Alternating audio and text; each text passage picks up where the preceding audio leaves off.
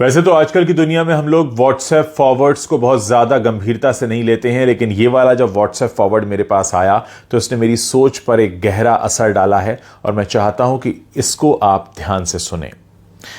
ये WhatsApp message है भगवान का घर के बारे में। कल दोपहर मैं बैंक गया था तो वहां एक बुजुर्ग भी अपने काम से आए थे। वहां वो कुछ ढूंढ रहे थे। मुझे लगा शायद उन्हें पेन चाहिए, इसलिए उनसे पूछा तो वो बोले, बीमारी के कारण मेरे हाथ कांप रहे हैं और मुझे पैसे निकालने की स्लिप भरनी है, उसके लिए मैं देख रहा हूं कि कोई मदद कर दे। मैंने बोला, आपको कोई आपत्ति ना हो तो मैं आपकी स्लिप भर देता हूं। उन्होंने मुझे स्लिप भरने की अनुमति दे दी। मैंने उनसे पूछकर स्लिप भी भर दी। रकम निकालकर उन्होंने मुझसे पैसे गिनने को कहा तो मैंने पैसे भी गिन दिए। हम दोनों एक साथ ही बैंक से बाहर आए तो बोले, सॉरी, तुम्हें थोड़ा कष्ट तो होगा परंतु मुझे रिक्शा करवा दो, इस भरी दोपहरी में रिक्शा मिलना बड़ा कष्टकारी होता है। मैंने बोला, मुझे भी उसी ओर जाना है, मैं आपको कार से घर छोड़ देता हूं। वो तैयार हो गए। हम उनके घर पहुंचे। 60 बाई 100 के प्लॉट पर बना हुआ एक घर था। घर तो क्या कहें, बंगला आप कह सकते हैं इसे। घर में उनकी वृद्ध पत्नी थी। वो थोड़ा सा डर गई कि इनको कहीं कुछ हो तो नहीं गया जिससे उन्हें कोई छोड़ने एक अपरिचित व्यक्ति घर आया है। फिर उन्होंने पत्नी के चेहरे पर आए भावों को पढ़कर कहा कि चिंता की कोई बात नहीं है, ये मुझे छोड़ने आए हैं। फिर बातचीत में वो बोले, क्या बोले अब ध्यान से सुनिएगा।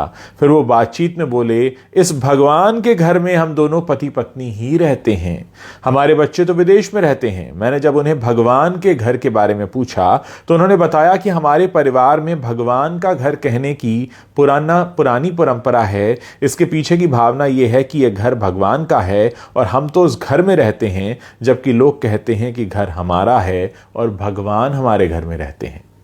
मैंने विचार किया कि दोनों कथनों में कितना अंतर है। उसके बाद वो बोले, भगवान का घर बोला तो अपने से कोई नकारात्मक कार्य नहीं होते और हमेशा सद्विचारों से हम ओत प्रोत रहते हैं।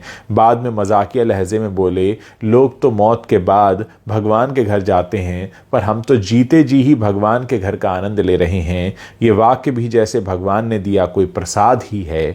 भगवान ने ही मुझे उनको घर छोड़ने की प्रेरणा दी। घर भगवान का और हम उनके घर में रहते हैं। हमको इस कहानी से बहुत कुछ सीखने को मिलता है दोस्तों।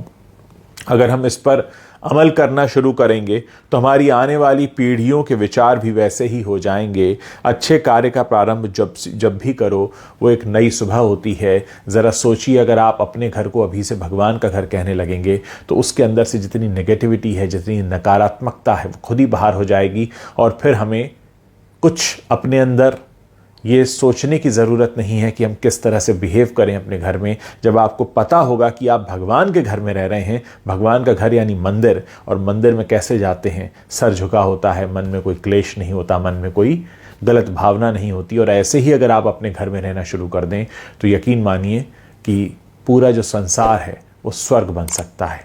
इस मैसेज को आप फॉरवर्ड भी कर सकते हैं, बहुत से लोगों तक पहुंचा सकते हैं, ताकि बहुत से लोग आज से, अभी से, इसी वक्त से अपने घर को भगवान का घर मानने लगें और भगवान के घर में जितनी श्रद्धा से जाया जाता है, जितनी श्रद्धा से रहा जाता है, वैसे ही रहने लगें।